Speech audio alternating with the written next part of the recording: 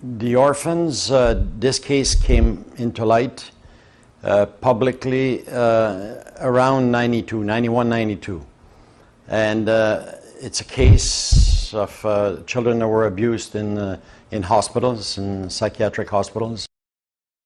They weren't crazy, these orphans, you know. They were all sane children that were, that were placed into institutions, psychiatric institutions, in order to collect federal funds, you know. Most of the orphans, the women and the men, most of them, they were all given experimental drugs, from chlorpromazine, lagertil, and maldaril and gardinal. I got talking with other orphans, women, and even in Quebec City and Montreal, going to their meetings, and I got to know a lot of people, and I was noticing their files, medical files, and their stories. It's unbelievable. You know, you can't just take 3,000 people and they haven't been together for probably 30 at the time, 30 years. And how could 30, let's say 3,000 people comes out of the, out of the darkness, and all have the same story, every one of them. You know, they were drugged, lobotomized, electroshocked, straitjacket, put into cells and beaten, and ice cold baths. Every one of them, all about identical stories, and without even seeing each other for, 25, 30 years. So how can someone not listen? They can't, 3,000 people cannot be all telling a lie. I believe, that somebody should have stepped forward, and, somebody in that government, or any of the past governments, or the president, step forward and say, enough is enough. And acknowledge what happened. And this is Quebec history. One of the biggest cases, I believe, of children that were abused in institutions. The biggest write-up that we had was done by Christine Hahn, Freedom. This was the biggest article and the best.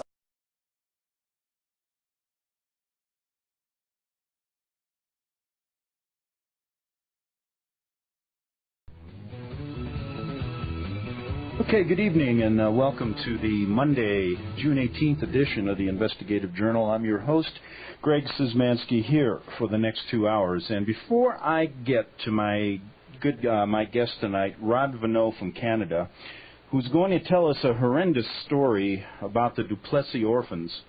And you're going to see in this story how the Catholic Church and the government of Canada and the United States teamed up together to torture thousands of children, and how this started over 40 years ago, or even longer, and how there's a mass grave of thousands of these children still being covered up in Canada. We're going to get to Rod's story for the next 2 hours, and it's a horrendous one. But before I do that, I just wanted to talk about my website at arcticbeacon.com. That's ARCTICBEACON.com.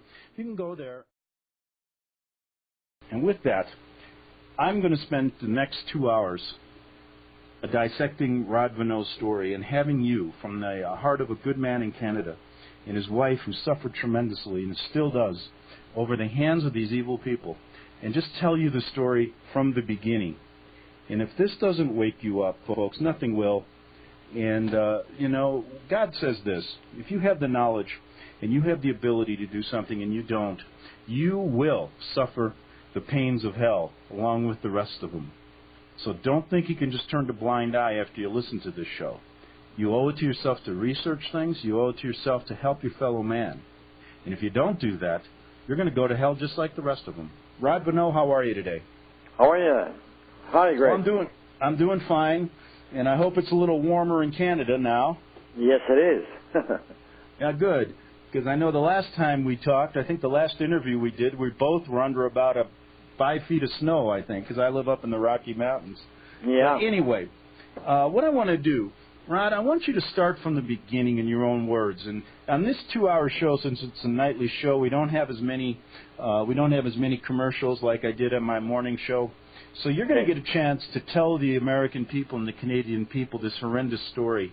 And I want you to not spare a word, because I don't think these people deserve any kind of, they don't deserve anything but you to tell the truth, so that people understand how evil, how this group of Catholics, how the Vatican, along with the governments, work together to torture children and kill many of them. Yeah. Well, Greg, we were married about 26 years, okay? And up until 1992.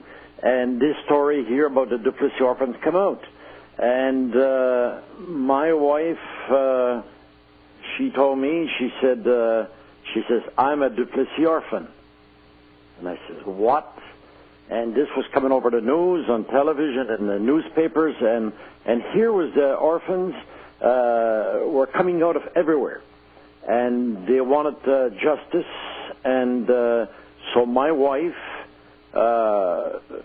she had kept this silent all the time we've been together for 26 years at the time in 1992. So she told me the story.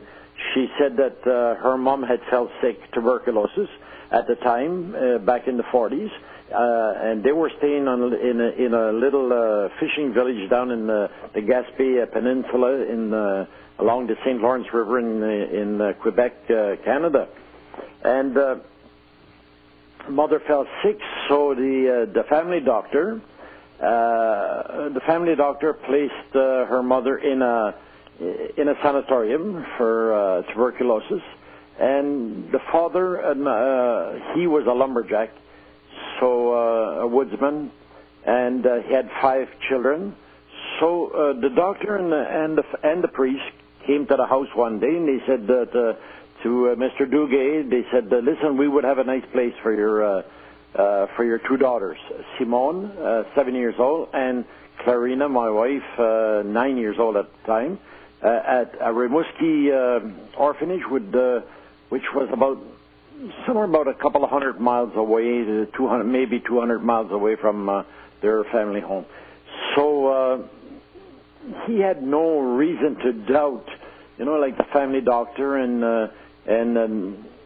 so they came one day and they picked up the two girls, and they said they would be well looked after and would get a good education with the nuns at this orphanage here.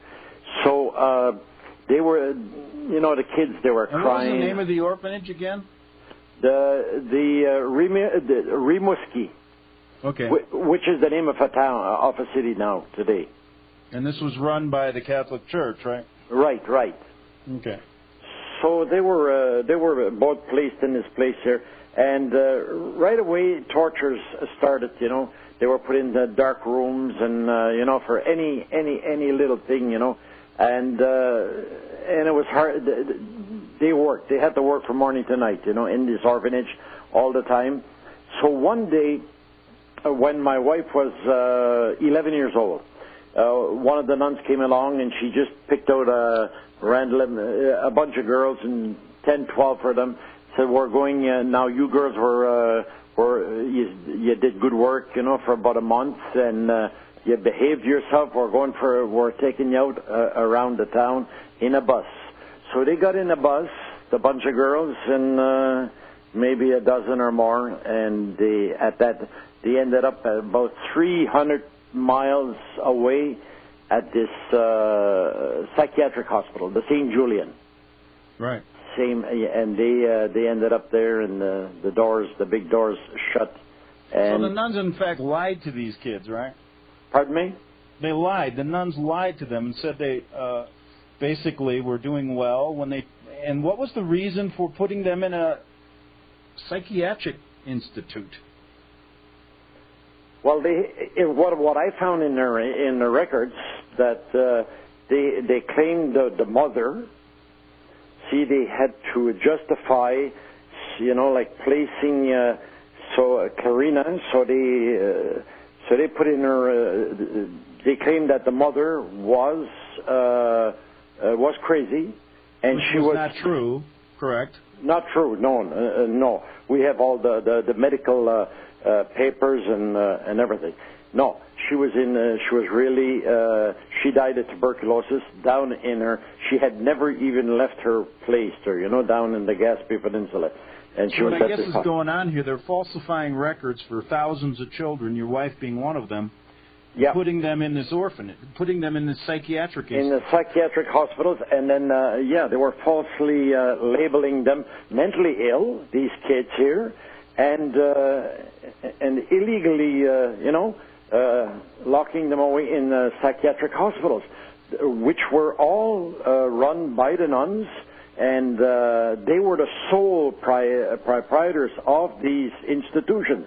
All education and medical institutions all belong to the nuns. Okay.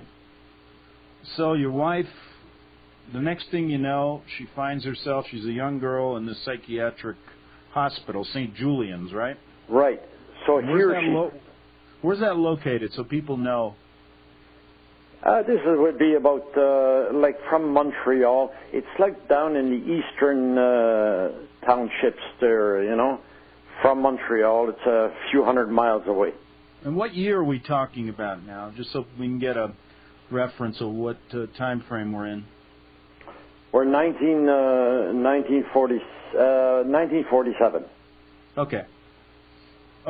So now... So she went into the orphanage in 1945. Mm-hmm. And 2 years later, she was 11 years old. So on the 23rd of October, 1947, she is transferred. A bunch of girls, they were all transferred to the St. Julian Hospital, psychiatric hospital. Mm-hmm. And the best of your ability, explain in detail exactly what she went through and what others went through. And don't spare us anything here, because I think people need to hear the atrocities that went on in that psychiatric institute. Okay, great. Automatically, when a person goes into one of these psychiatric hospitals, these kids here, not only were they labeled mentally ill, but it's automatically incurable, because, like my wife's in her medical, she's profound mentally ill. She raised 6 children. And also you have another label, which is dangerous to society. Mm-hmm. So all these people here, they still carry these mentally ill label. This was not repaired. So inside these institutions, they were put into cells. As kids, children, they were put into cells. They were straitjacketed. They were injected with chlorpromazine and so many other experimental drugs. They were whipped, tortured, worked from morning to night, and ice cold baths, and like my wife, and not only my wife, but to give an example, like tied right on a steel bed. With a collar around her neck and tied hand and foot, and put in a cell like this here and have to stay like this here, Mm-hmm. So, and this went on for years. Too, right? Pardon me? Her sister was with her, right? And 2 years later, so like I found out, 11 years old is about the year that, there was a lot of younger kids were at this hospital here. But how many kids were there? Did she ever tell you? I mean, she might not have known the whole scope of the institute, but did she see a lot of kids being tortured and a lot of kids being killed? Yeah, well, yes. There was 1,000 girls at this. At this place, there was only girls. So there was 1,000 girls. And, a lot of I've been talking just lately with some of the girls that were there, 15 years or 20 years, all their lives, they're teenagers, spending their lives in these institutions. But a lot of them, Alice Quinton, she was telling me just the other night, you know, they witnessed this little girl. She was only about 5 years old, and they murdered her. They killed her. The little kid had this little girl, and she was ailing for something, and she was crying because she was sick from something. And instead of calling a doctor or whatever, they just shut her up. They killed her. And there's so many kids that we found out later on, but there were so many witnesses to criminal acts like this, murders. And just the other night, this fellow here, Joseph Martin, I think he's 72, 73 years old, called me the other night, and he was on TV with this here in 1993. And I just sent this morning. I sent this to the Minister of Justice of Quebec again for so many times. This guy here, Marcel Barrette, the 5th of May, 1941, he was beaten to death.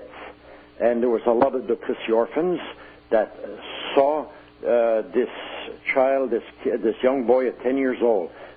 He was kicked right into the chest, and the blood just poured right out of his mouth, his nose, his eyes, his ears. They killed him right there, and a month later, the same group of guards and did the same thing, you know. Because some of these hospitals, Greg, had their own police force. Okay. Armed police force, you know. And they had control of everything. No, even the Montreal police could not even go into this certain institution where once I talked about the Pigsty Cemetery, where these mass graves sites that up to over 2,000. Well, we're going to get into that later on in the show because I want to be real specific about what happened to those grave sites and how they've been covered up by your government in complicity with our CIA.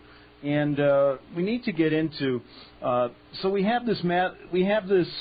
Obviously complicit actions here between orphanages run by Catholic nuns, who are basically turning over children into the hands of these killers. And I bet you they were getting paid. Was there any money you guys ever found out was being passed? Yeah, well, for sure. There had to be, there was money coming in from the federal government. The federal government was paying these institutions. And nobody from the federal government was checking in to see what was going on. And here they were labeling, thousands and thousands of innocent children that, that could have been outside playing, getting education and everything else, but here they were slave laboring in these hospitals here, having to clean the real patients. And a lot of these, there's a lot of these young kids were beaten by what do you call these? Real mental patients. Sometimes right. They would get 3 or 4 of these mental patients to beat, on kids, Yeah. And so what you have here is atrocities going on beyond that are unimaginable, really, but are true. There's so many of these orphans that have come forward. We'll get into that later on. But just one word. Your wife was there. Was she specific about what they did to her? Well, yeah, she was sexually abused by a nun from the age from 12, 13, 14 years old, she got ice cold baths. She was put in a straitjacket many a time. She was put in a cell, thrown in a cell, tied to a steel bed, having to wear a collar, hand and foot Yeah, and just about, well, every night I think that she was saying that they would give this syrup. She got it in a syrup form, and Largatil, which is chlorpromazine, and that left her in this kind of a state, that she couldn't, she couldn't feel her lips, her mouth. So she was being used as a guinea pig also on experimental drugs back at that time, right? Yeah. Amazing. And her sister went through the same thing? And her sister went partly through the same thing.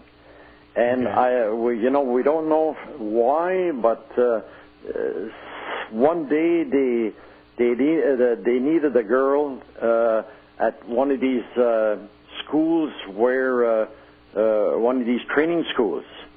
So she was in there probably with maybe a year, in the psychiatric hospital, and they picked her, and she got out, and they sent her to this training school that wasn't too far away, maybe 15, 20 miles away, and that's your wife's sister, right? Yeah, and she was able, on a Sunday morning, she escaped when all the nuns were at Mass. Well, listen, Rod, we're going to take a short 3-minute break here at the bottom of the hour. In the next half hour, I'd like to discuss exactly how your wife finally escaped, and also really the elements behind, who was involved, the doctors behind these atrocities. We'll be back in 3 minutes with my guest, Rod Vanneau. All right.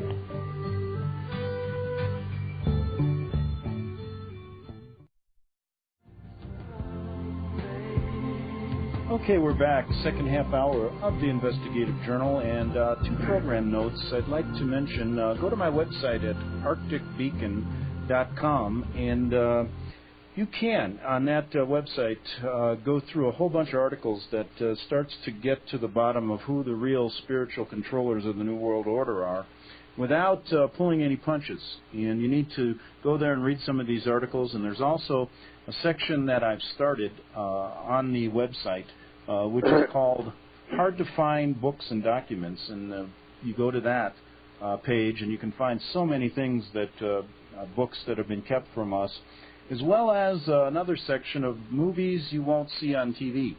And that's another section on my website, so you can click on that. Tell your friends, if you're listening to this show, to listen to the Investigative Journal. You can pick it up on Liberty Radio.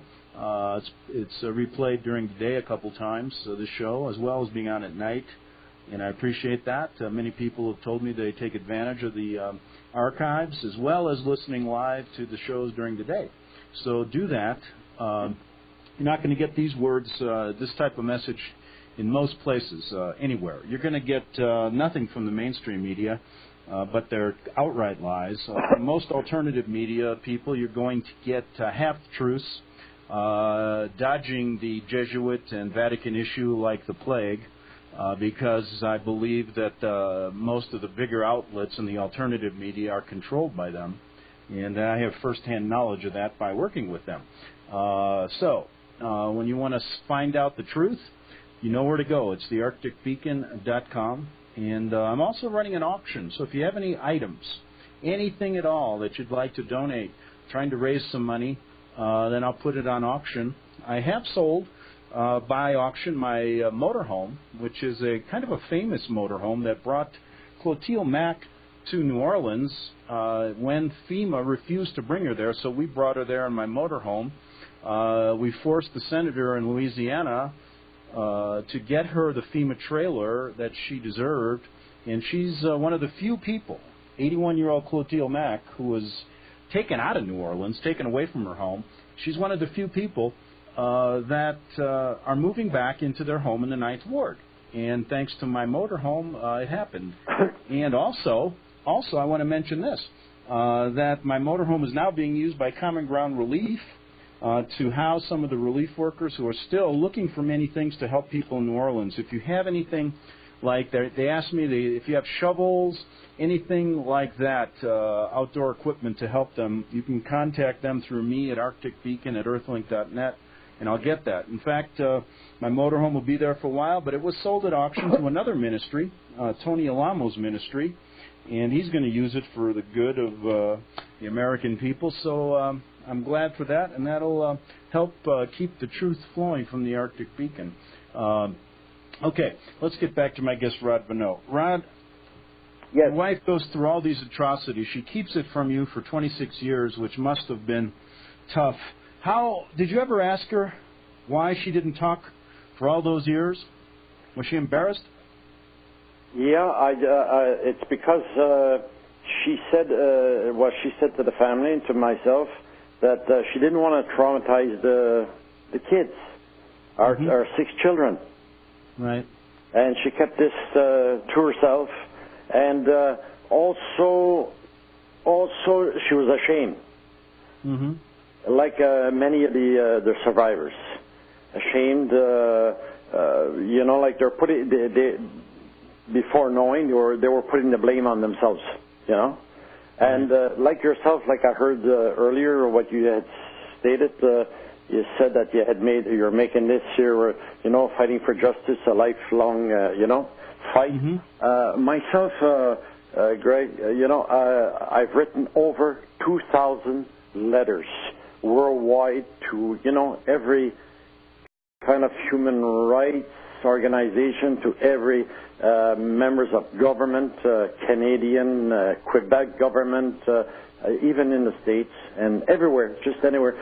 To see if to get justice, because there is a conspiracy of silence, which exists still on today, and there is something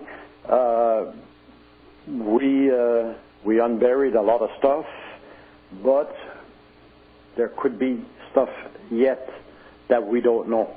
That could be very, very, yeah. We're going to get into as much.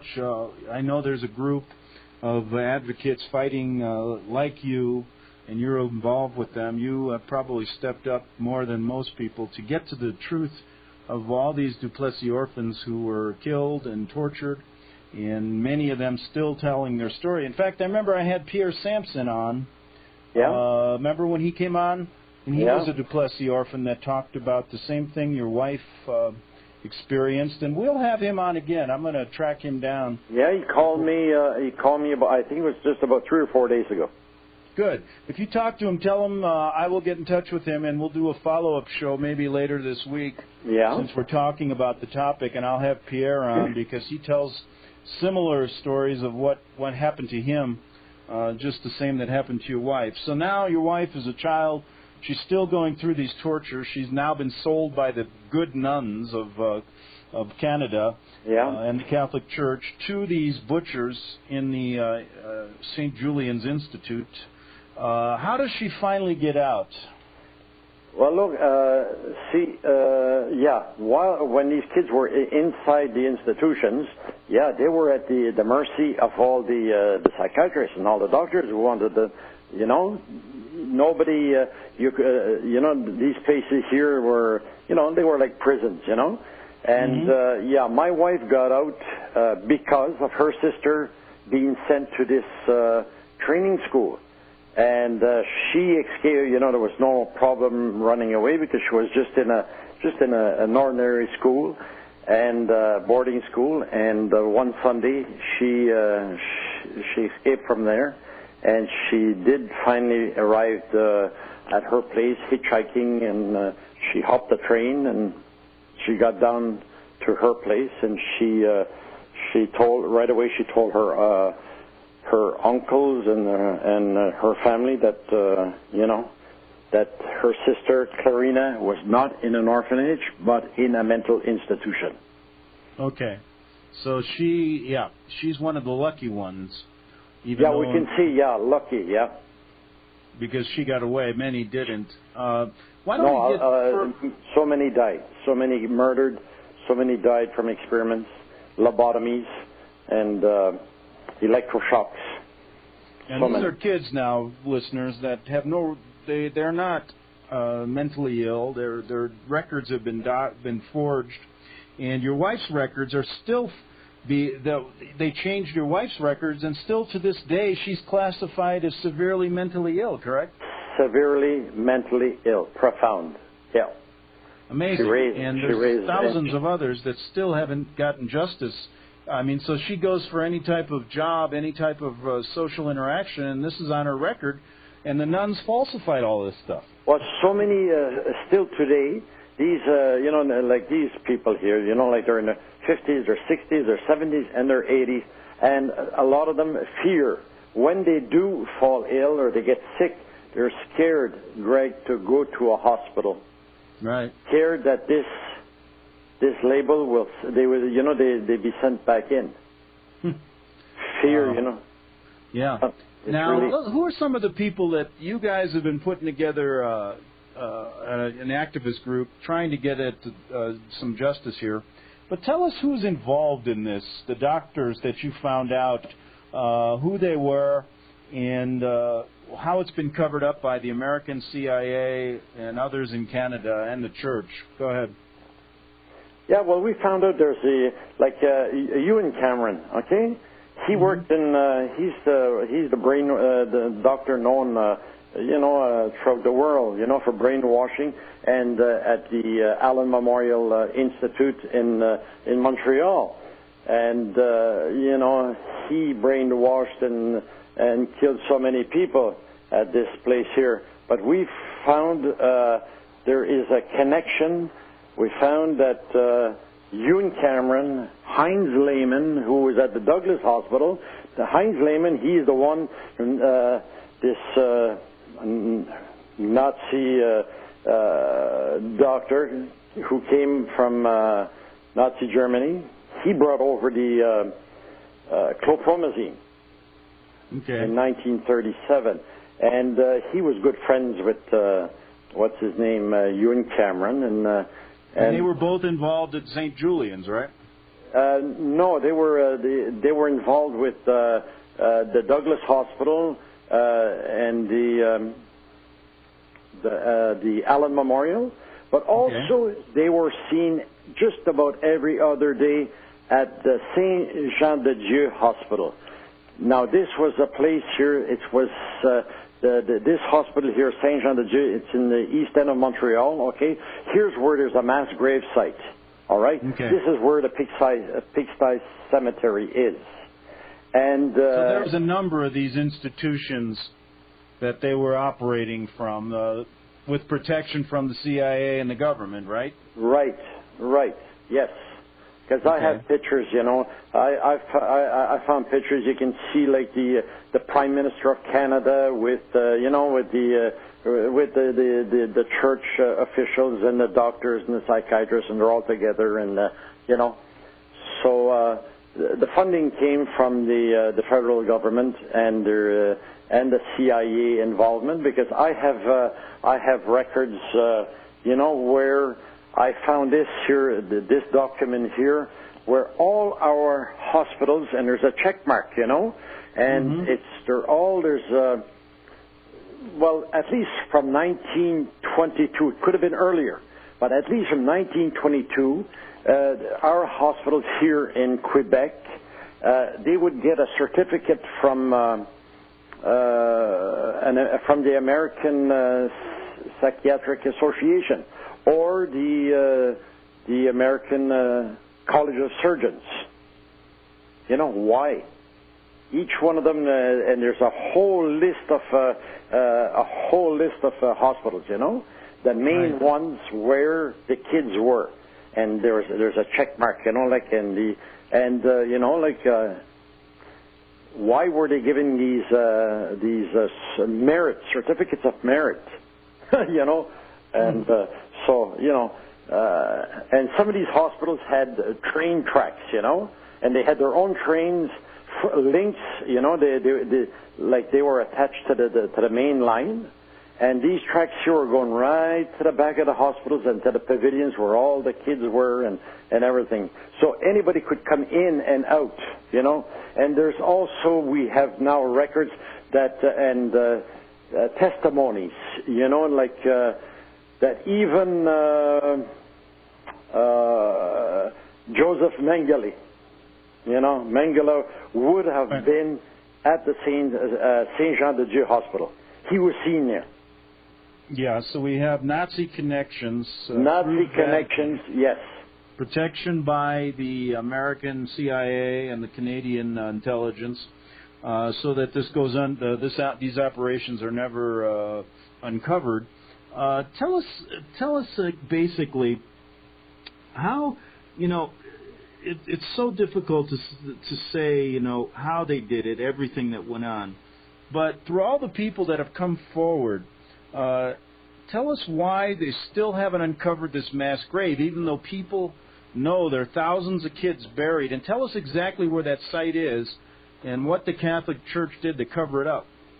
Okay, well, like we've been trying to get some people together from the States or anywhere. We need, you know, like one lawyer had told me, you know, Daniel Leiter, he told me, he says, Rod, he says, to get something done here on this case here, he says, always through justice, this has been blocked. You know, like the government is paying the judges, they're paying the cops, they're paying the politicians. It's just a corrupted, you know, and he says you would need a scandal, a big scandal. You know, maybe somebody from another country, it could be the States, anywhere, but we need, you know, help. It could be a film producer or whatever, and something big coming, you know, to Canada to take on this case here, you know. So here, now, why do you think these hospitals? I think we talked about this before. You think that they set them up in Canada with the help of the American government because it was under the radar screen up there, correct? It was easier to get away with these atrocities, right? These experiments. Well, yeah, for sure. You know, and I think during these war years, and you know, and then back in the 50s and the 60s, people were just picking themselves up, and they didn't know what was going on. They didn't see nothing what was going on, and here they had thousands and thousands of kids. Senator Jacques Hébert, who is a great friend to the Prime Minister Pierre Elliott Trudeau in Canada, he wrote a book. The scandal, the Bordeaux scandal. Bordeaux is a jail. It's a famous jail. And back in 1959, there was 820 kids in that jail who had never went through a court system, never went before a judge.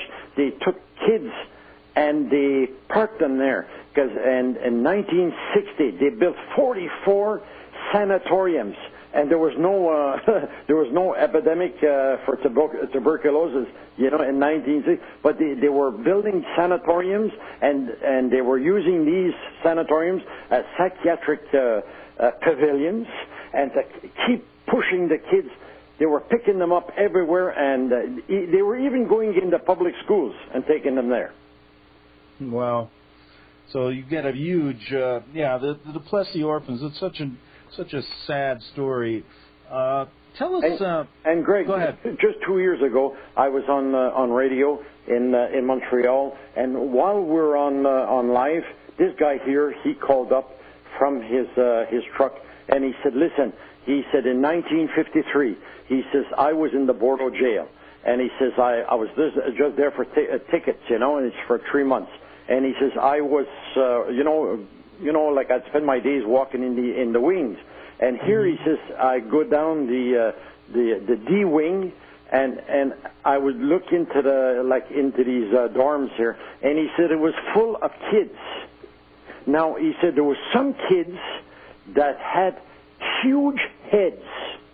Now, you know, believe it or not, you know, but this is something else I found out from other kids here where I stay here in Joliet. At this hospital here, they had kids with huge heads. What kind of experiments were they doing? And Paul St. Oben, who lives down the street here, who was lobotomized himself, an electroshock, he told me that it was 1969, at the psychiatric hospital where they were holding him here in Joliet, they transferred all the big heads, what he called them, big heads, to the Laurentian Mountains. There's a hospital there up there that was hidden, and And this man here that had called in on the radio station, he said, all these children, what happened? He says, I want to know what happened to, where did they disappear to? You know, where are they buried? What happened to these kids that were at this this jail here, the Bordeaux jail in Montreal? And then I found out more than what the Senator Jacques Hébert, federal senator, he said there was 820, but I found out that there was 1,327 orphans that were parked in that place, and they all disappeared. Great. They all were being experimented on, most likely. Well, sure. Legally. Yeah. Yeah, amazing. Let's get into this the pigsty grave site. And tell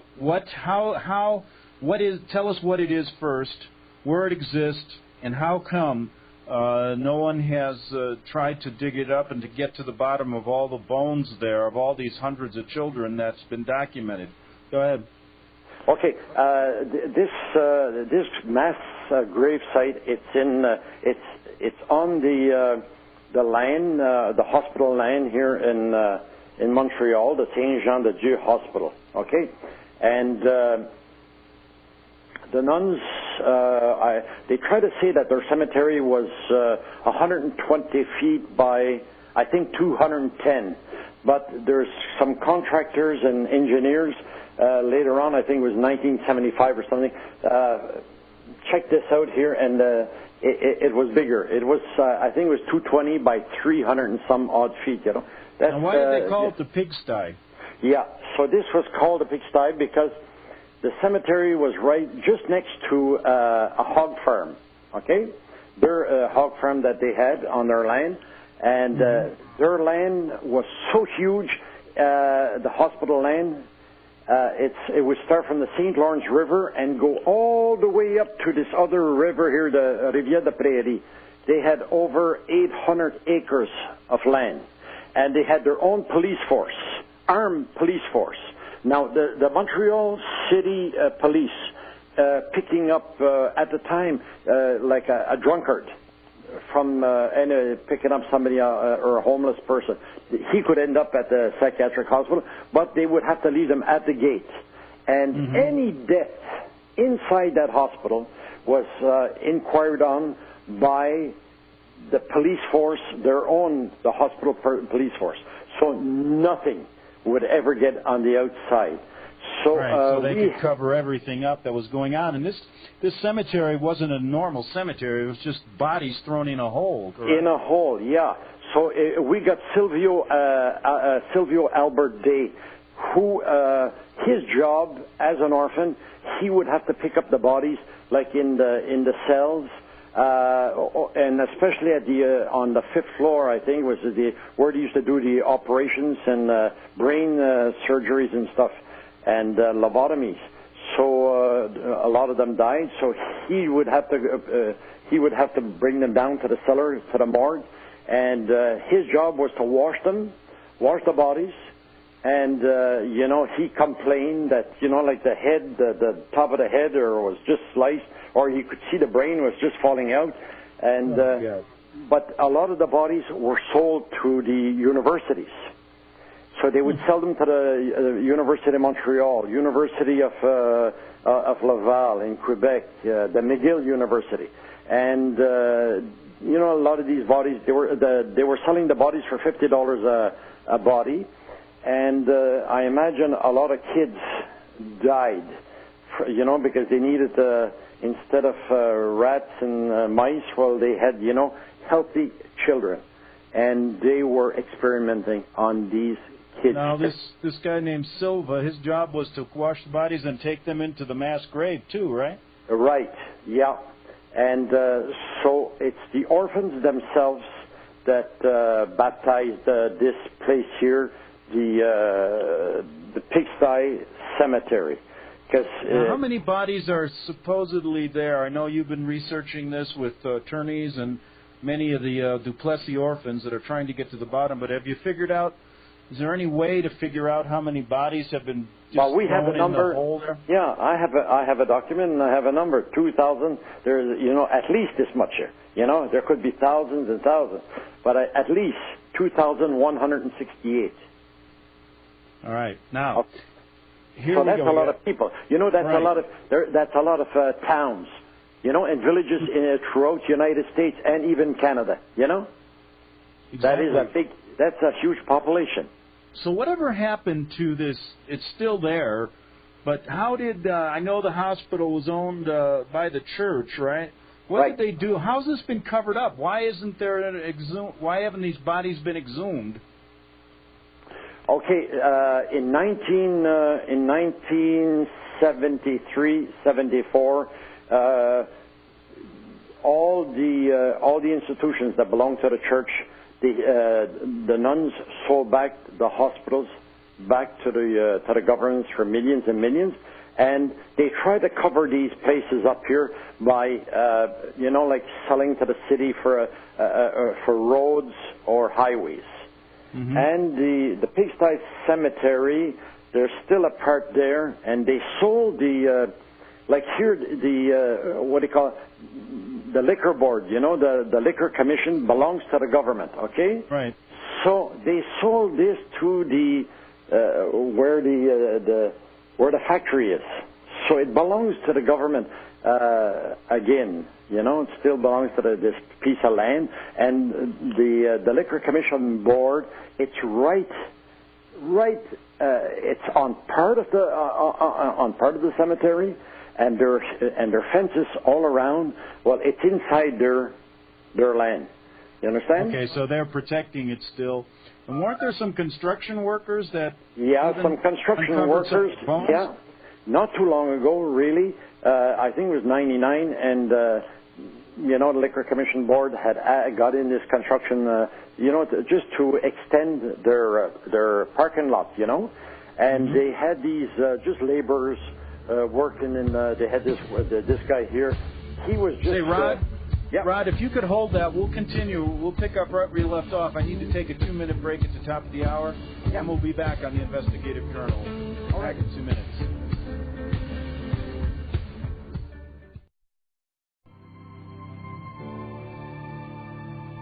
Okay, we're back on the Investigative Journal. I'm your host, Greg Szymanski. My guest is Rod Vanneau. And 2 program notes. Tomorrow on my show, I'm bringing back my old series, Average Americans Doing Above Average Things, and you're going to hear from 2 Americans that aren't afraid to stand up for who really are the problems of our country. And I'm not just talking about Bush, but people we talk about, the Jesuits, the Vatican, and these other people who are behind the scenes controlling you and me.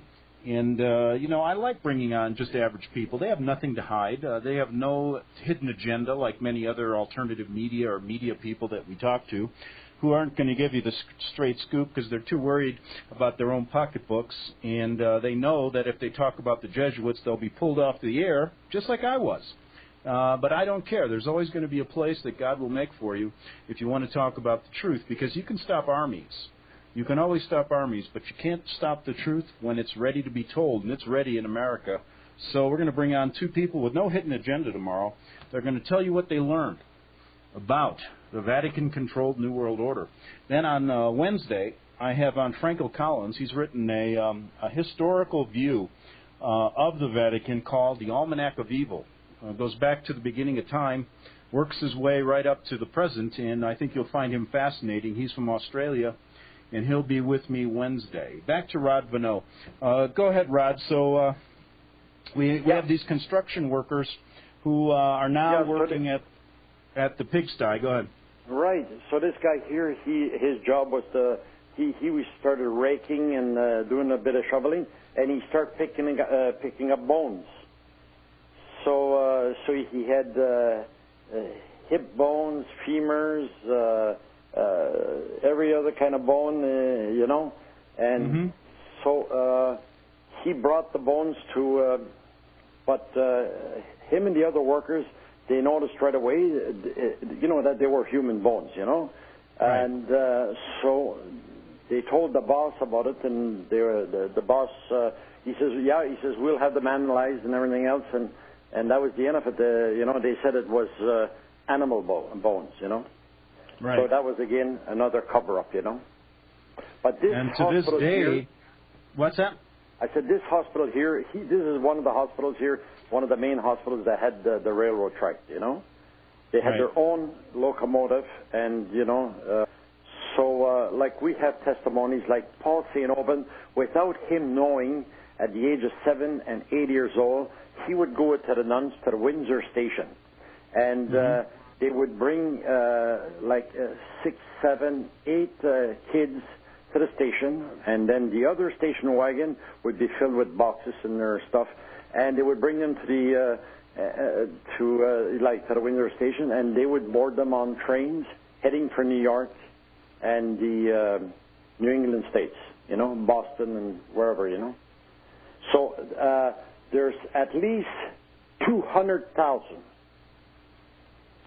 kids that were adopted but sold, because we don't know really if they were all adopted, but we know that there was the international black market babies.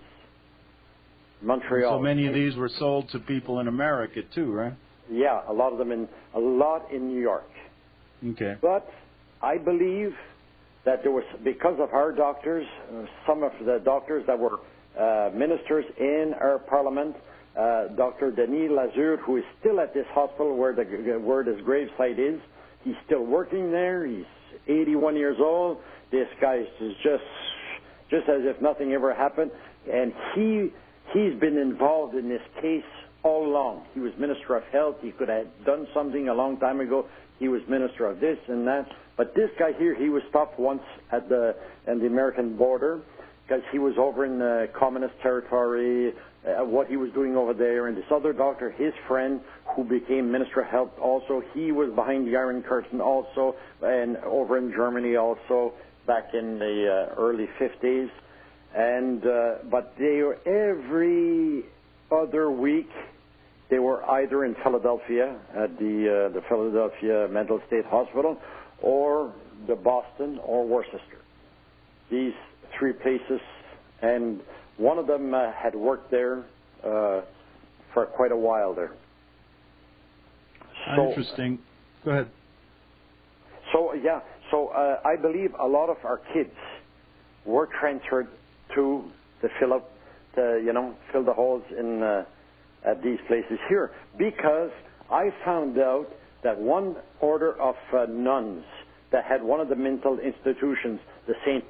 Anne's in St. Paul down on the St. Lawrence River, they had this institution, the Worcester, in Mass, belonged to them. And even today, right today as we speak, they still have holdings. They're collecting money because they were the owners of this hospital here. Huh. So you think it's still going on today? Well, they're still collecting money from this hospital here, from the state. Okay. Yep. Okay. So they still have their dirty hands in the money for actually torturing people. Yeah. From your eyes, from your perspective, when you found out about this from your wife, I knew you took up the cause and will probably do it for the rest of your life. But through your eyes, tell us how this activist group, the Duplessis Orphans, got together, and what kind of progress you may have made since the beginning. Go ahead. Yeah, okay. Well, I used to, besides being a construction worker and everything else, I was, songwriter, singer, songwriter, country music, Cajun music. And when my wife announced this here, my music career was going up, but I just stopped, and I got into, this case here for my wife. And then when I noticed that in our own place here, Joliet, there's around 20 orphans around here, and then there's so many everywhere else.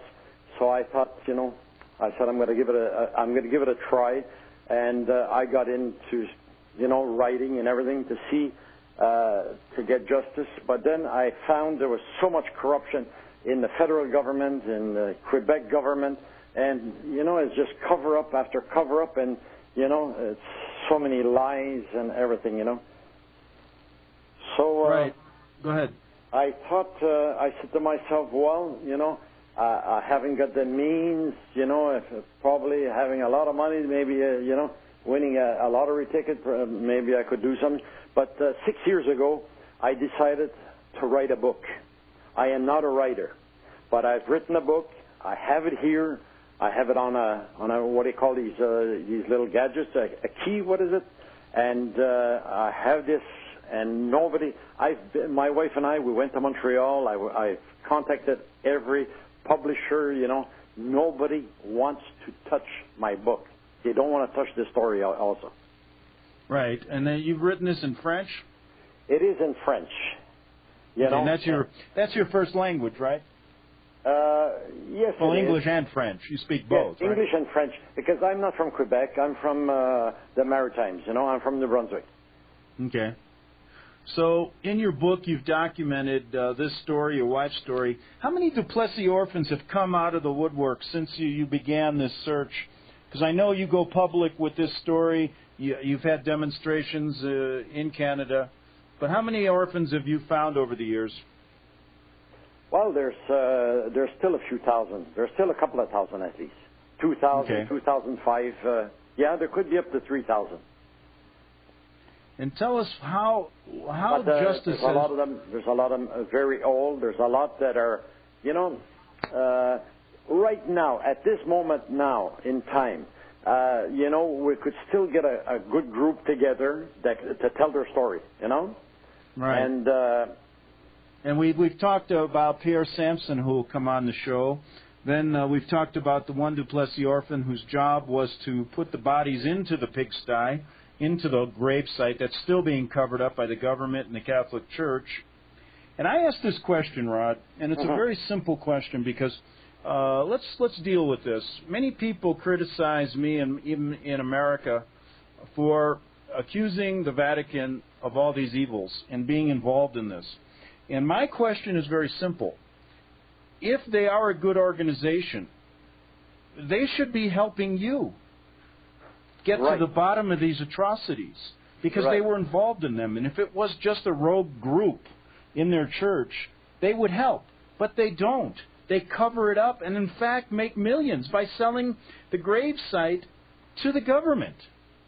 So this, to me, shows they are an evil organization. Just another reason to start looking into, really, their hidden activities, correct? See, like our Cardinal, Jean-Claude Turcotte of Montreal, he one time stated, he says, there's no involvement of the church in, he says, nowhere. And he says, and he come publicly, he says, you will never see any nuns or anybody from the church on a medical file or one of the, from the psychiatric hospitals. My God, I just looked in my wife's medical file, and I think I found, just in one shot, I think there's 7 or 8 signatures right in the medical file, So, and there was a lot of other orphans, and this one time when he had come publicly, he says, show me the proof.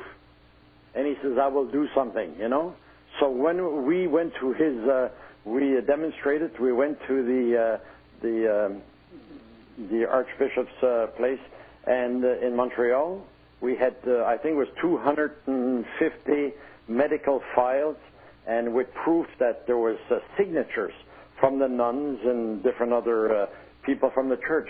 And no, he wasn't there no more because he had taken the plane. He knew we were coming, so he took the plane. He went to South America. So basically, he's lying. He is lying. Yes, he's lying, and he's. If he's a high cardinal in the Catholic Church, and we're involved with the Vatican, why he can be considered nothing more than evil if he doesn't come to your assistance to help get to the bottom of the story. And the same goes for the Pigsty Cemetery.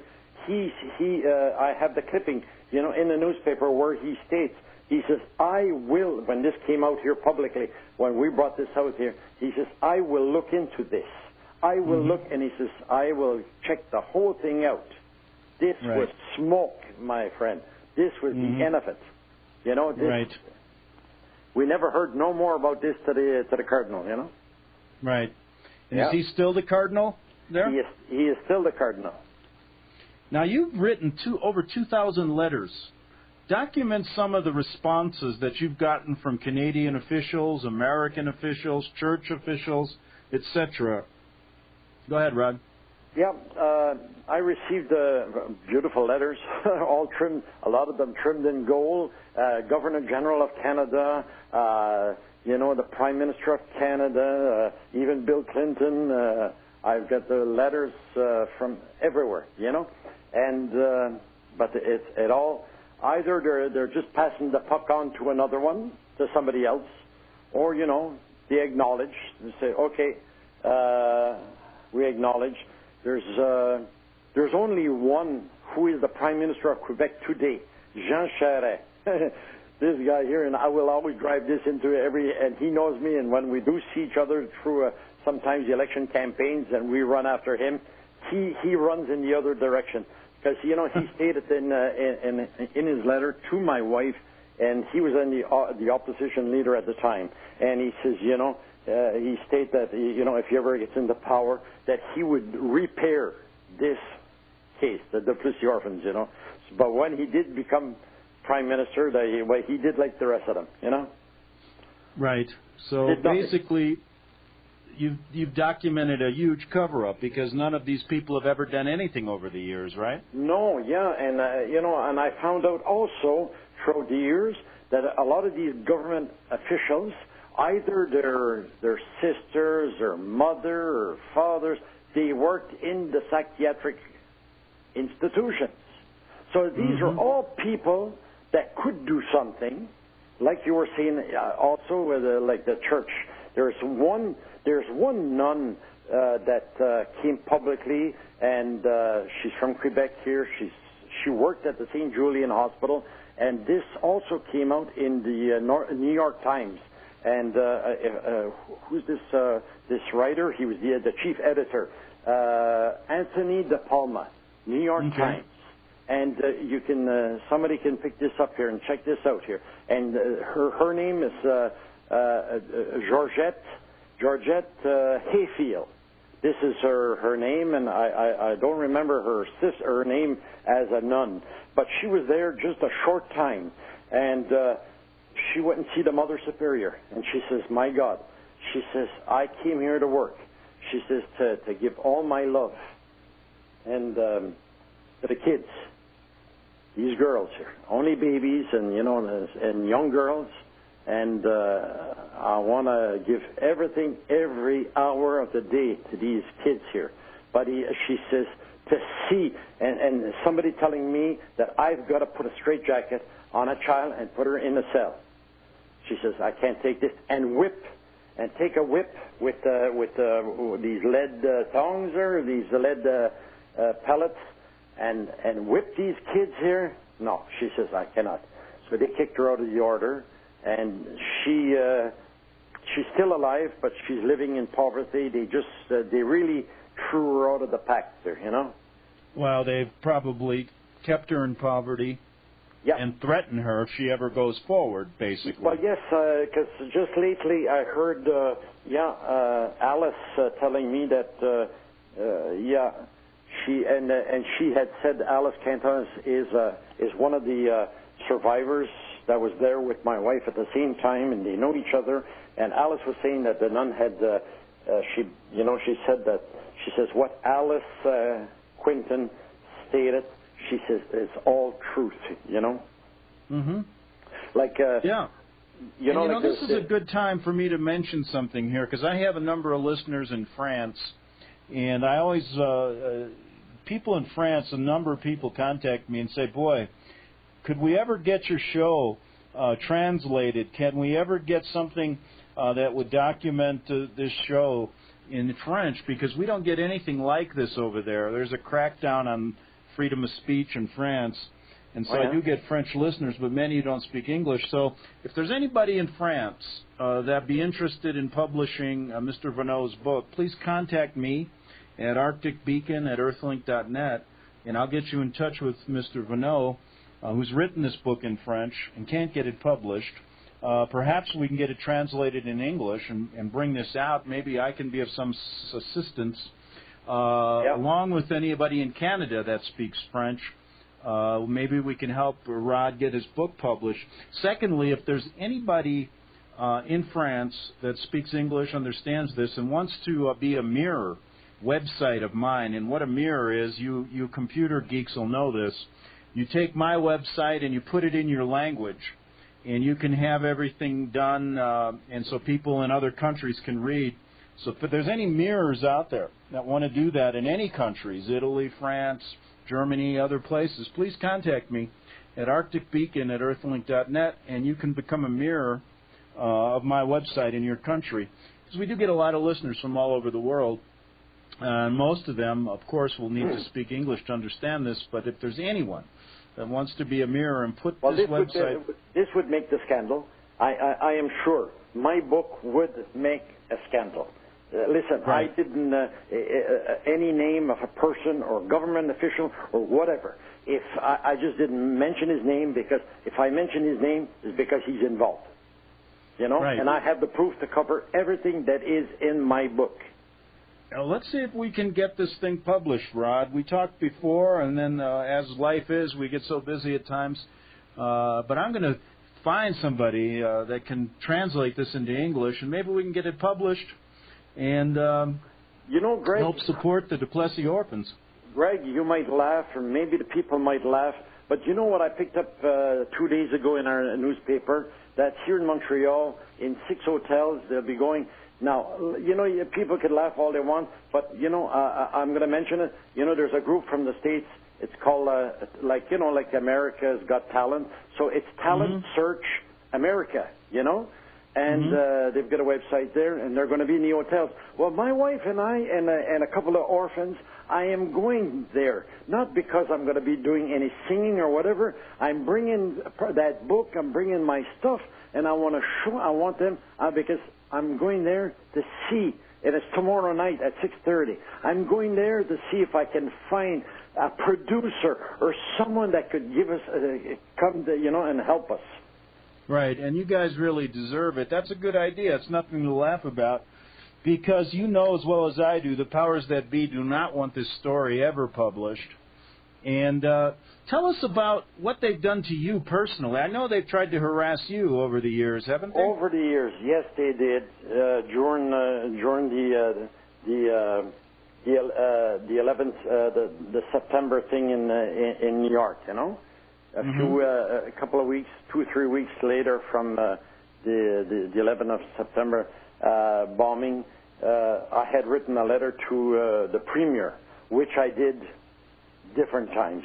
But this time here, it was a policeman called me, you know, and he said he was a sergeant or whatever. And, you know, he says, you wrote a letter. He says, this is the Quebec security and high security. And he said, so I said, yeah. So I said, he says, you wrote a letter to the Premier of Quebec. I said, yeah. So he says, yeah. So I said, how come my letter's there and not with the Premier, you know? So he says, the letter was sent to us because there was kind of spots on it or whatever. And I says, you know, so right away I thought of anthrax, you know. So right. They went to this, you know, to intimidate me. And I told him, I said, no. I says, never, sir. My letters are impeccable. They're so white, and they don't leave my place anyway dirty, you know. So exactly.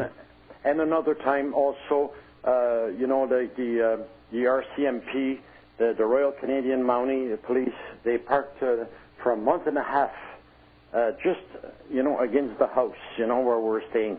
And, you know, there was no getting rid of them. They had a tape recorder. So I imagine they were taping what we're, you know, what we're talking on the phone and what we're receiving. Because probably was all new to them that, you know, that a Canadian citizen would write, you know, letters that they don't usually get, you know.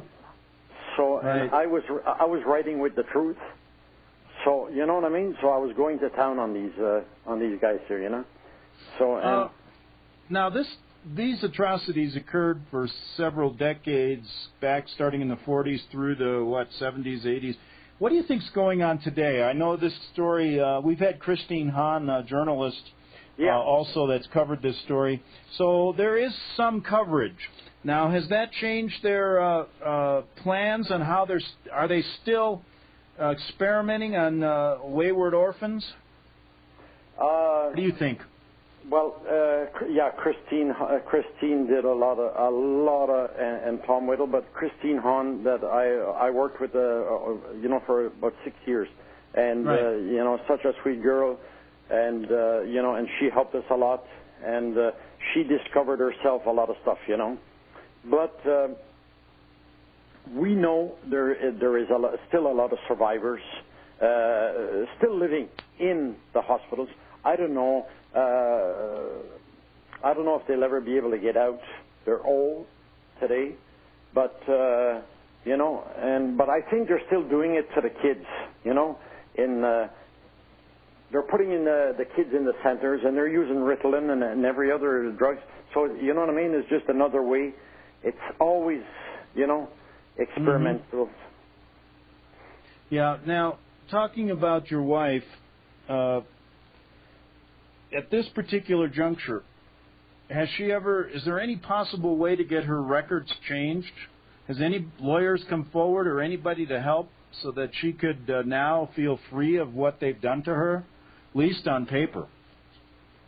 No, because every, I would say 98%, at least 98% of the orphans are on welfare, and all the Canadian Charter of Rights, the Quebec Human Rights Commission, nothing applies to the Duplessis Orphans.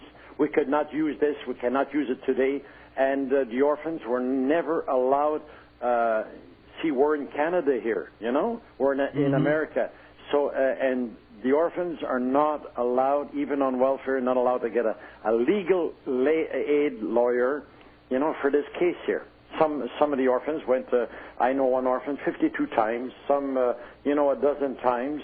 Myself and we went at least a dozen times to, we put up every argument, that you're not allowed, while these legal aid lawyers are paid by the government, and the government sends out the, you do not touch this case. That's it. Right. What about the American connection here? What have you found out? Well, we found out, a lot of our doctors worked, in the psychiatric hospitals over there. There's the connection with the CIA, and Ewan Cameron, of course. Ewan Cameron, yeah, and one of the last survivors, what's her name, Janine Huard. She was just paid out here under the table, a settlement just about 2 weeks ago. She had a lawyer, Alan Stein. Okay. And she was one of the victims there from Ewan Cameron.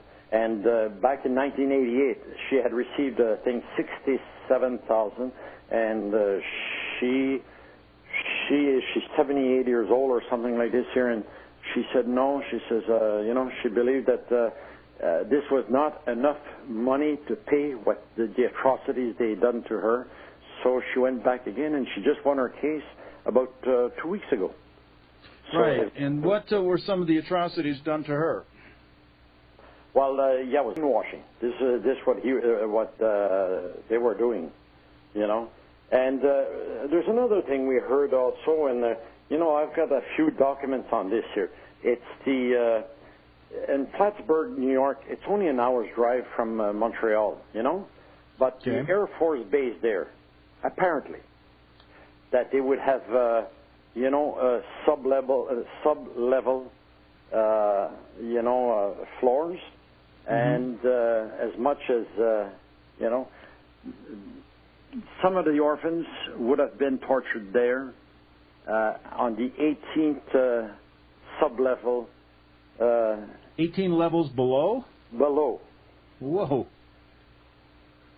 And so you have documentation that there were some orphans even taken to the New York, what was it, Plattsburgh, New York? Plattsburgh Air Force, yeah. And what did you find out? Keep going. Go ahead. I didn't mean to interrupt. Yeah, that this Air Force, that a lot of the kids were being experimental on at this Air Force base.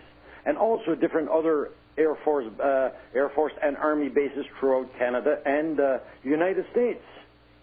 And especially for in case of wars or whatever. But they were using the kids and they were testing the kids. Here they had the healthy children, so they had the best guinea pigs. To test mustard or any other stuff that any chemical,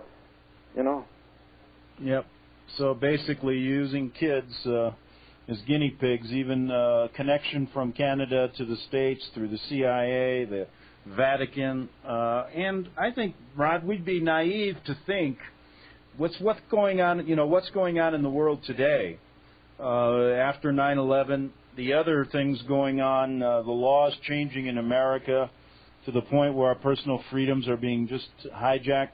We'd be naive to think, documentation of Nazi war criminals working in our Homeland Security, which I don't even know why they call it Homeland Security. That's a German term. But we'd be naive to think that all these experiments aren't still going on, that they're building all these underground camps and concentration camps for what reasons? Well, sure, Greg.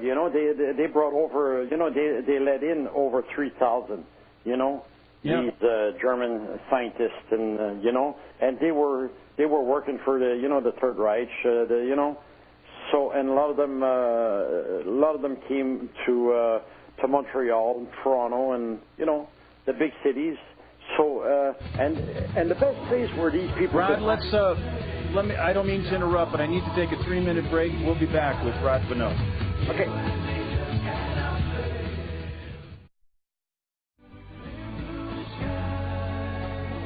All right, we're back. Final half hour with Rod Bonneau, and I hope you listeners that will pick up this show even after the show and listen to the tapes.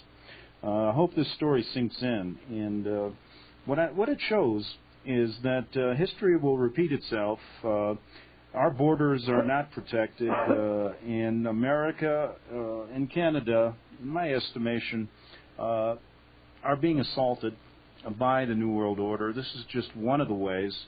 We need to unite, and that is Canadians, Americans, for the good of our countries, not for allowing these people to cross borders for these illegal actions and get away with it. I've contacted a couple U.S. politicians over this story, and you know what they say? What's a Canadian problem? And I say, no, it's not. It's an American problem, because it also was, we were involved in this, and they don't want to touch it either here, Rod. Yeah. Because I believe the same thing goes on under the radar screen in our country, and it will get worse as time goes on. What do you think about what's happening in the world right now? How does this story, can you put your story together with what's going on in the world now, and what you think will happen if good people don't get together and stop what's happening? Listen, Greg, just before I had forgotten to mention that the Duplessis Orphans, you had the orphans that were, there were so many kids that were sold on the international black market, okay? And then you had, there's 100,000 that is directly, that were sent into psychiatric hospitals for experiments. And, and then there's another bunch of orphans they're called the farm labor orphans. So so the hundreds and hundreds of orphans were sent on different farms throughout Quebec. And they would be slave labor, and some would die right in the fields. These kids here, like Paul St. Aubin, who worked 6 years on a farm. And from there, they sent him to the psychiatric hospital here in Joliet, and excuse me, and where he was lobotomized and electroshocked, and he was forgotten by the state for 18 years. So there's 24 years of his life, and so many. And I'm fighting this here because all these survivors, these kids here before. They went through so many criminal acts that were done to them, and they're getting away scot-free, all these people here, and they're just waiting that the kids, these people here just die one after another, You know, and you know, there's always a bunch that dies every year. You know, they're getting old, and a lot of them are giving up. A lot of them are giving up because of their age. And they feel there's no more. You know, and I, you know, I'm in contact with a bunch, and I'm always telling them, you know, there's something coming, something will come. You got to keep on, you know, having hope, and you know, somewhere, you know. And yeah. you know, and in the listeners, if you know, I have this book. I've written a song. I've written a song, you know, about the great darkness. Children of the Okay, well, tell us a little. What's the title of your book? Children of the Great Darkness. Okay, and tell us what you do. Just outline what you've done in your book. Go ahead.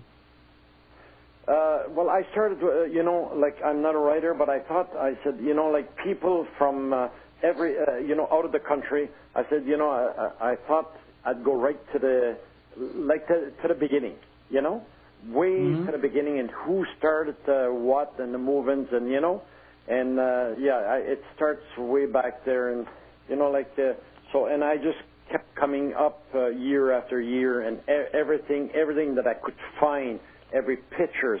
Now, something just interesting, you know, that I haven't seen before. I've got an old picture here, and there could be 25 or 30 young boys. They're at this hospital where the Pigsty Cemetery is. But as I looked at these boys here, 25 or 30, one is he's a colored boy. So I was thinking last week, I was saying, my God, I wonder if I could get the colored people to find out what happened to this kid here. And then we have natives also.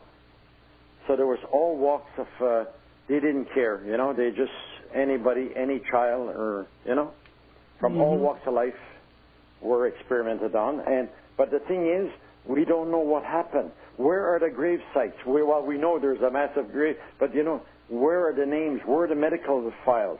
You know, where are the death certificates?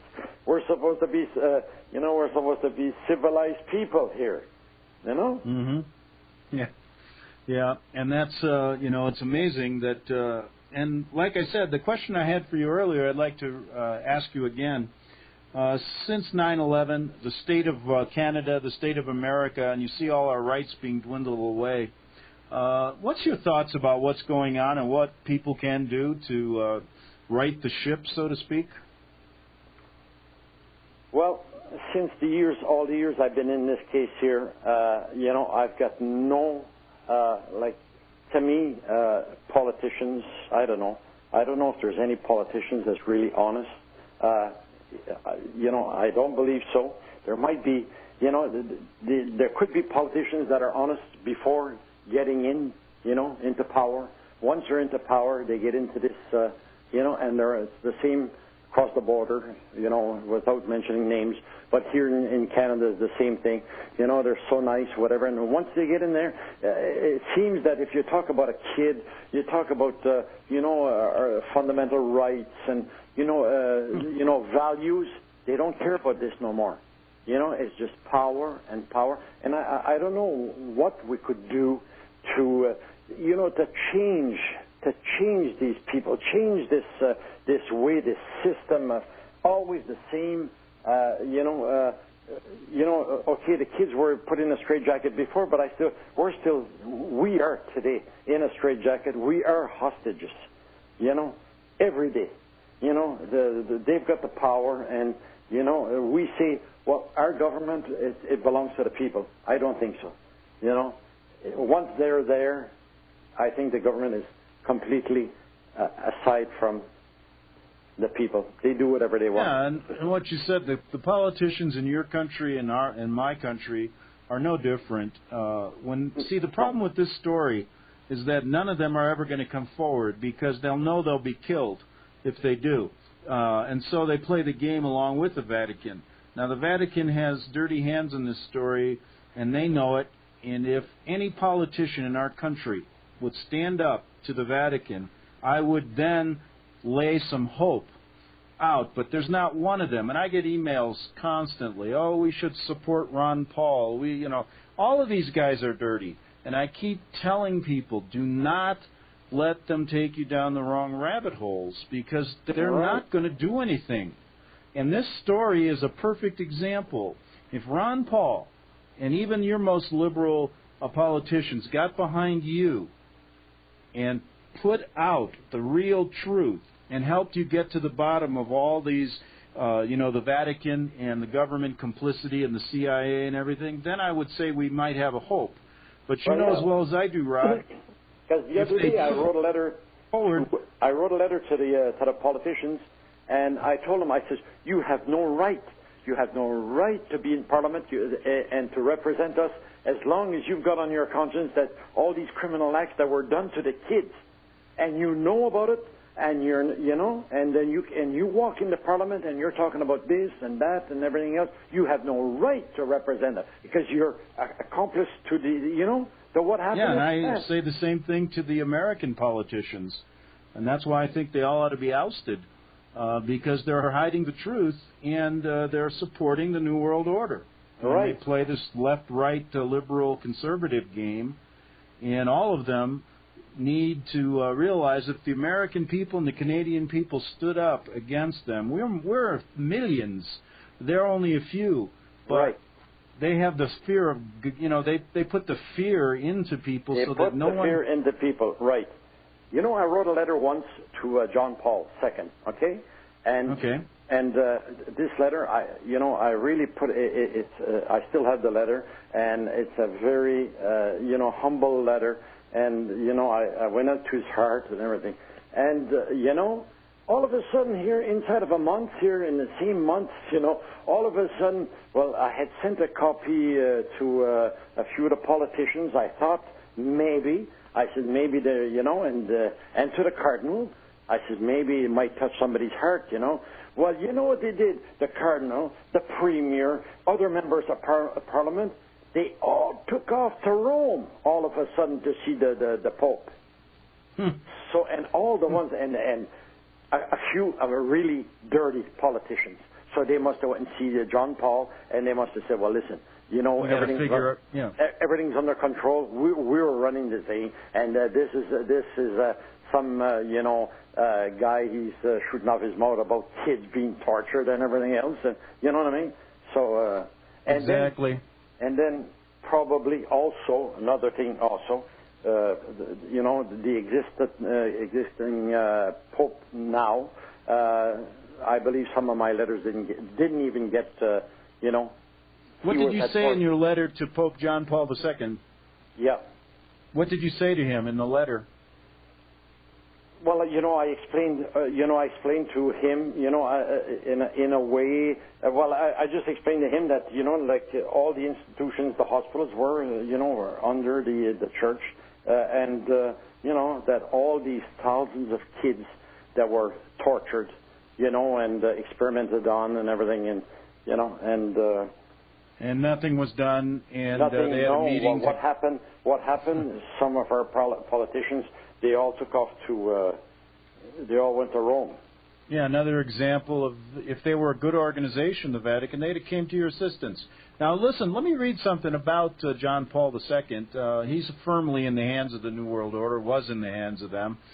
He comes from my country, Poland. And let me just read you some history about him. In the early 1940s, the IG Farben chemical company employed a Polish salesman who sold cyanide to the Nazis for use in Auschwitz. The same salesman also worked as a chemist in the manufacture of poison gas.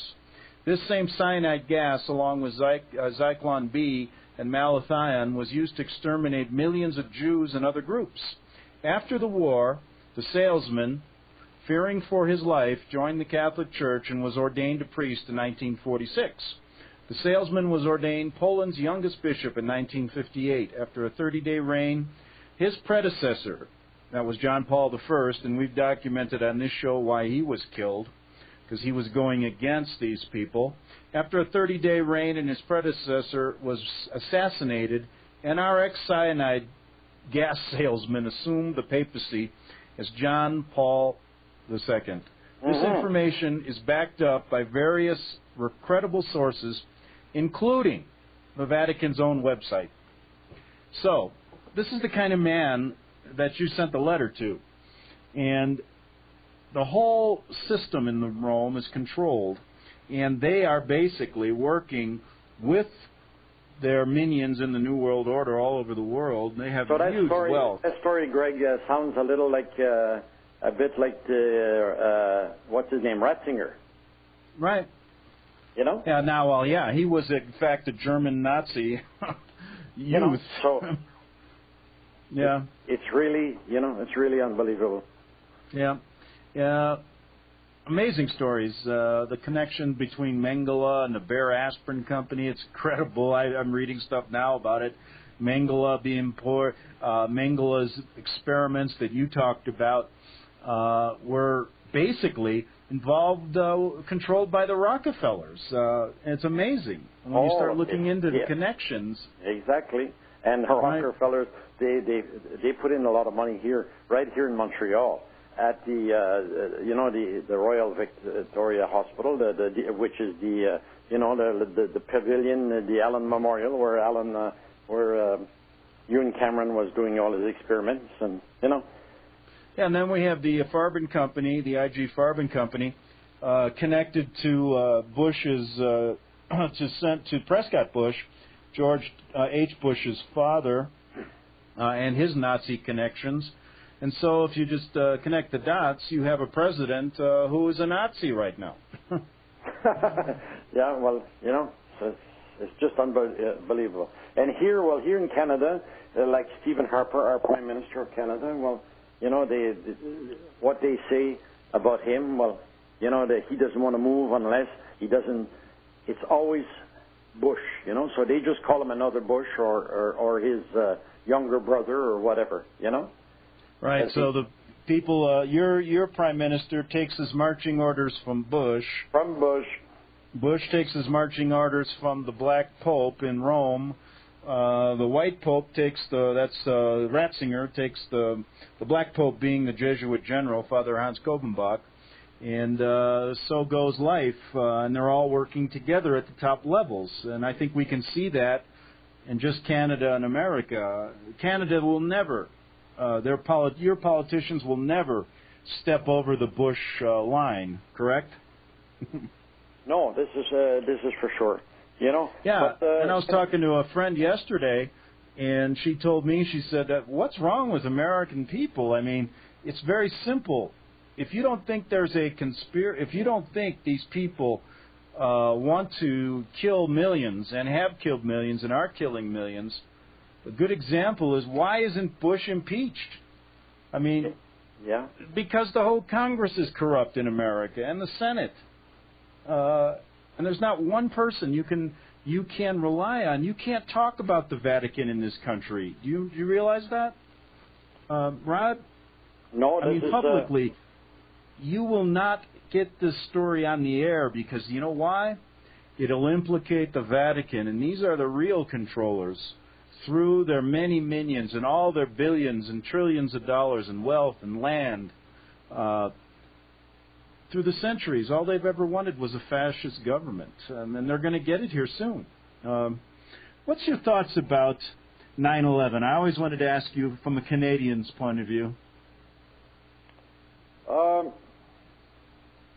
I believe it's going to happen again, bigger, and I think it's going to hit the Canadians now because of their implication in Afghanistan. We used to be Canadians might have been hypocritical. I don't know, but like the Canadians used to go to different countries and be peacekeepers, Mm-hmm. But then the other Prime Minister, Paul Martin, who his father was involved in the Duplessis Orphans because he was the one that was giving out the monies at the time, Mm-hmm. And with Stephen Harper, and they're sending soldiers now to fight, and they create wars, and I believe they create wars, well, not only for power and other stuff, but it's like the father, George Bush, it's a way to, they can extract billions of dollars out of the treasury, and nobody knows where the money is going, And but it goes right back into their. It goes right back into their pockets. Right, and there's so many through the sale of arms. But so many innocent, young men and women are dying for nothing. If this was real wars, but they create. George Bush, he must have told his son, "You want some money? You want a lot of billions? Create a war." And I think he wasn't there too long that he created this, And Harper, and the war, the people working together all over the world are creating these wars, and they create them, and then they end them, and then they start them again, and the people die. And this one might be the last one. People talking about the World War III. If the Middle East conflict continues, we're not going to see a free America or free Canada. Greg, no longer. Tell me, Greg, what about, what's his name, Michael Moore, the producer? Yeah, Michael Moore, to me, I believe Michael Moore is working right alongside with them, because and I'd make it a very simple point, he will not deal with these major issues. What I mean is this. You get a lot of people in America who are fighting for 9/11 truth, Michael Moore bringing up all the bad things about the Bush connection, and then we'll get into the story about insurance fraud and all these things we know about. But Michael Moore, to me, is a sellout, because I just make one simple determination, and I say this. After researching the Vatican and their connections to the New World Order and their downfall, what they do all around the world and in our country, if you don't deal with them and publicly expose them and all the people that work for them, then you'll never get to the truth. Now, Michael Moore is an intelligent man, and I make this judgment. Okay, let's ask him some questions. Why don't you deal with the Vatican issue publicly? He won't. And the reason he won't, there's only 3 questions you ask yourself. One, he's informed, correct? All right? If informed, then what is he hiding if he can't discuss this? 2, is he a coward? Okay? No, because he's a public figure. He's not afraid to talk about Bush and all the connections to Osama bin Laden. So he's not a coward. So the only other determination is, if he's informed and doesn't deal with the facts, doesn't deal with history, can't even deal with the Abraham Lincoln assassination and Lincoln's words, and if he's not a coward and afraid, then he must be working with them. Because their main goal is to always deflect attention from the real evildoers. And your story is an example. Ask Michael Moore to cover it. Write him a letter. I'd love you to write him a letter. You can find his website. What did he say? I did, and I didn't get no reply. Very good.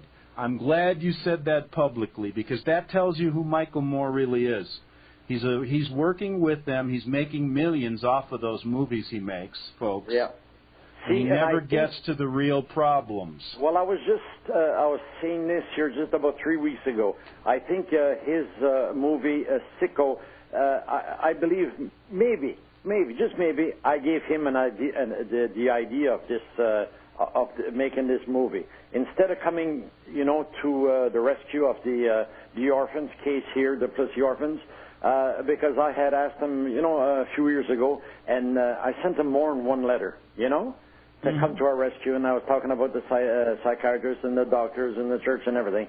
So probably he must have said, well, he might have checked it out, and then. But if he was honest, he would talk about the Vatican, and he would, at least write you back, go public, and say, yes, I understand. Yeah, sure. But he will not deal with it because, in my estimation, he's getting paid millions to deflect the real problems. Yes. And these kind of gatekeepers like Michael Moore, make an awful lot of money, and they never want to deal with the truth. And I'm glad you mentioned that on the show, that you contacted him, because you know what? I think your story is much more valuable than his last movie. And if he had any guts and he was telling the truth to the American people, because he's not dumb. He can figure this story out like I have, like many other researchers have.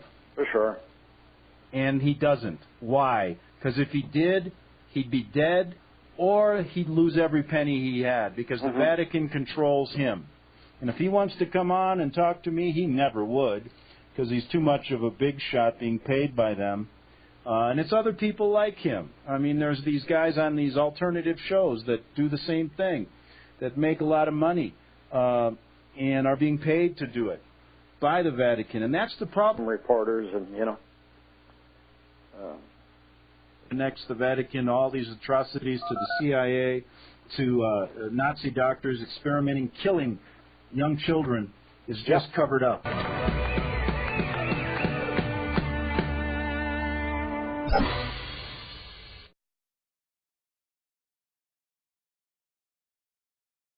The orphans, this case came into light publicly around 91, 92. And it's a case of children that were abused in hospitals, in psychiatric hospitals. They weren't crazy, these orphans, you know. They were all sane children that were, you know, that were placed into institutions, psychiatric institutions, in order to collect federal funds, you know. Most of the orphans, the women and the men, most of them, they were all given experimental drugs, from chlorpromazine, Lagatil, and Maldaril, and Gardinal. I got talking with other orphans, women, and even in Quebec City and Montreal, going to their meetings, and I got to know a lot of people. And I was noticing their files, medical files, and their stories. It's unbelievable. You know, you can't just take 3,000 people, and they haven't been together for probably 25, 30 at the time, 30 years. And how could 30, let's say 3,000 people comes out of the, you know, out of the darkness, and all have the same story, every one of them. You know, they were drugged, lobotomized, electroshocked, straitjacket, put into cells, and beaten, and ice cold baths. Every one of them, all about identical stories, and without even seeing each other for, you know, 25, 30 years. So how can someone not listen? You know, they can't. 3,000 people cannot be all telling a lie. I believe, you know, that somebody should have stepped forward. And, you know, somebody in that government, or any of the past governments, or the present, step forward and say, enough is enough, you know, and you know, and acknowledge what happened. And this is Quebec history, one of the biggest cases, I believe, of children that were abused in institutions. The biggest write-up that we had was done by Christine Hahn, Freedom. This was the biggest article and the best.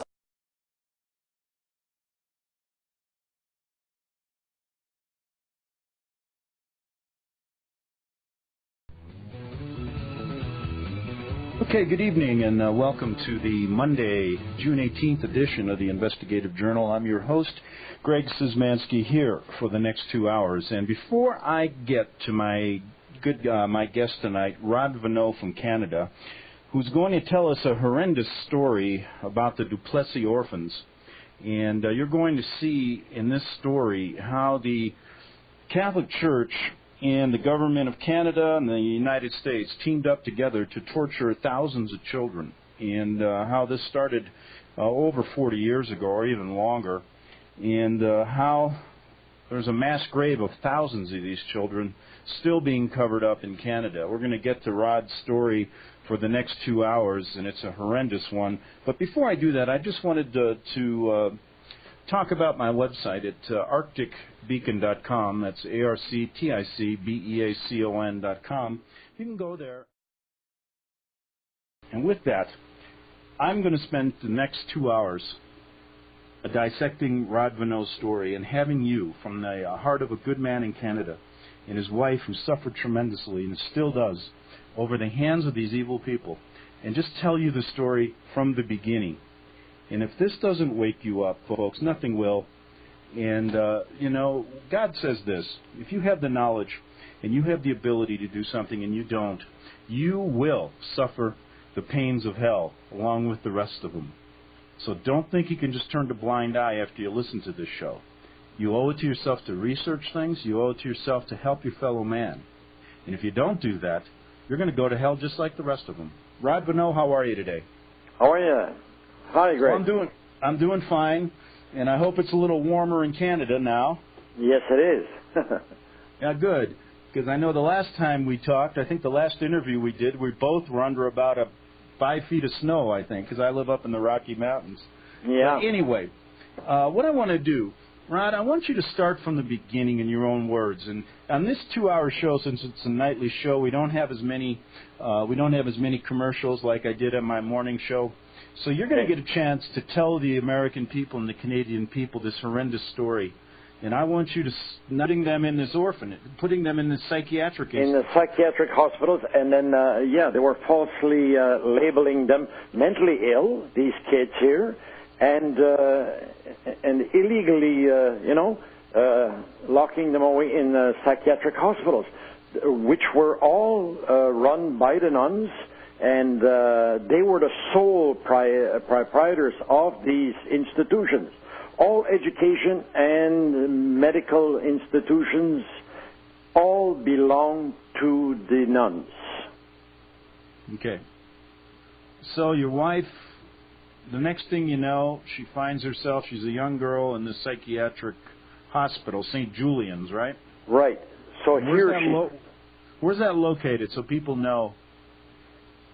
This would be about, from Montreal. It's like down in the eastern townships there, From Montreal, it's a few hundred miles away. And what year are we talking about now, just so we can get a reference of what time frame we're in? We're 1947. Okay. So now... So she went into the orphanage in 1945. Mm-hmm. And 2 years later, she was 11 years old. So on the 23rd of October, 1947, she is transferred. A bunch of girls, they were all transferred to the St. Julian Hospital, psychiatric hospital. And the best of your ability, explain in detail exactly what she went through and what others went through. And don't spare us anything here, because I think people need to hear the atrocities that went on in that psychiatric institute. Okay, Greg. Automatically, when a person goes into one of these psychiatric hospitals, these kids here, not only were they labeled mentally ill, but it's automatically incurable, because, like my wife's in her medical, she's profound mentally ill. She raised 6 children. And also you have another label, which is dangerous to society. Mm-hmm. So all these people here, they still carry these mentally ill label. This was not repaired. So inside these institutions, they were put into cells as kids. Not spare a word, because I don't think these people deserve any kind of, they don't deserve anything but you to tell the truth, so that people understand how evil, how this group of Catholics, how the Vatican, along with the governments, work together to torture children and kill many of them. Yeah. Well, Greg, we were married about 26 years, okay? And up until 1992. And this story here about the Duplessis Orphans come out.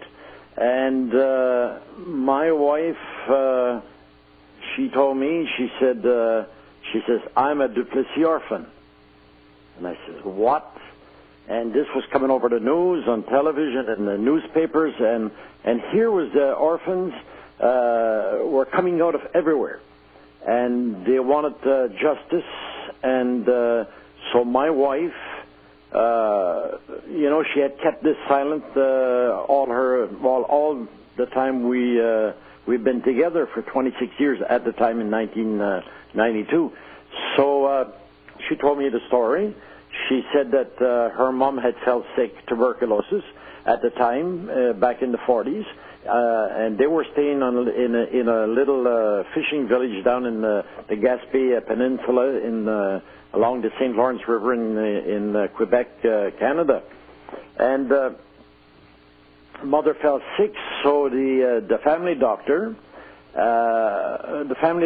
placed her mother in a sanatorium for tuberculosis, and the father, he was a lumberjack, so a woodsman, and he had 5 children. So the doctor and the priest came to the house one day, and they said to Mr. Duguay, they said, listen, we would have a nice place for your 2 daughters, Simone, 7 years old, and Clarina, my wife, 9 years old at the time, at a Rimouski orphanage, which was somewhere about a couple of 100 miles away, 200, maybe 200 miles away from their family home. So he had no reason to doubt, you know, like the family doctor, and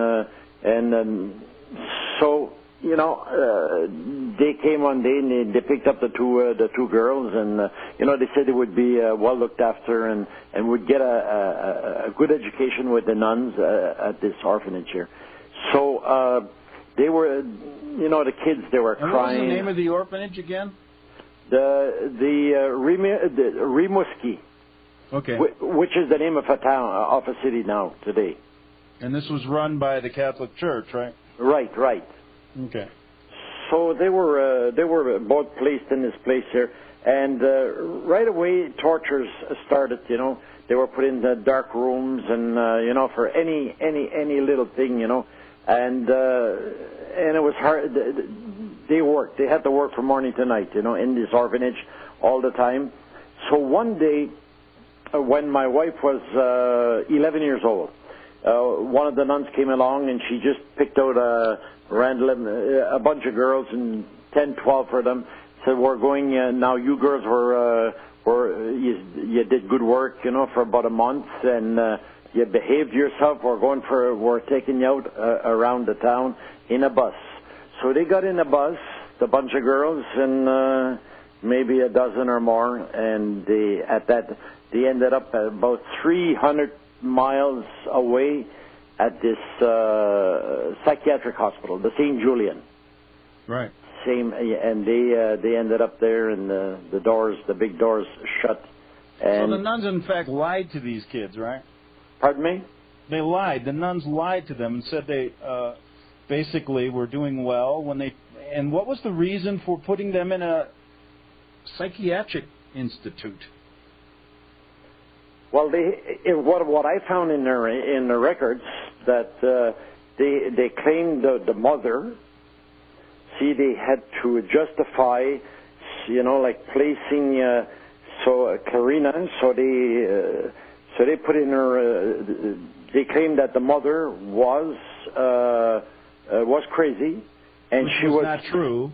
Correct. Not true. No. We have all the medical papers and everything.